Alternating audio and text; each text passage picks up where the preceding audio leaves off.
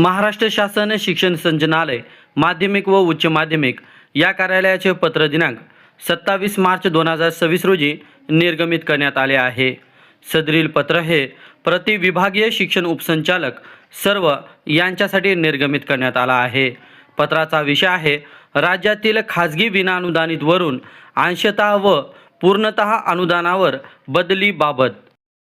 पत्रात म्हटले आहे की राज्यातील खाजगी शाळेतील शिक्षकांच्या विनाअनुदानित अंशतः अनुदानित शाळा अथवा तुकडीमधून अनुक्रमे अंशतः अनुदानित किंवा पूर्णतः अनुदानित शाळा अथवा तुकडीतील रिक्त पदावर बदलीच्या प्रस्तावास मान्यता देण्याबाबतचे अधिकार दिनांक 13/11/2025 च्या अधिसूचनेने आयुक्त शिक्षण यांना देण्यात आले आहेत।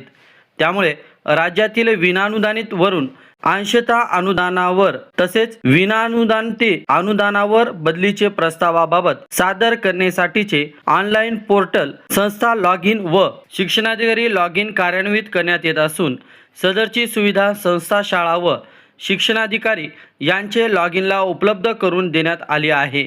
त्यानुसार संस्था शाळा स्तरावरून परिपूर्ण प्रस्ताव ऑनलाईन पद्धतीने सादर करण्याकामी आवश्यक निर्देश आपल्या अधीनस्थ कार्यालयांना आपल्या स्तरावरून देण्यात यावे असे आदेश सचिंद्र प्रताप सिंह भारतीय प्रशासकीय सेवा आयुक्त शिक्षण महाराष्ट्र राज्य पुणे 1 यांनी दिले आहे। मित्रांनो, या पत्रानुसार आता विनाअनुदानित तसेच अंशतः अनुदानित पदावरून पूर्णतः अनुदानित किंवा अंशतः अनुदानित पदावर बदलीस मान्यता देण्यासाठी हे पोर्टल विकसित करण्यात आले आहे। त्यामुळे बदलीचे काम आता लवकर होणार आहे।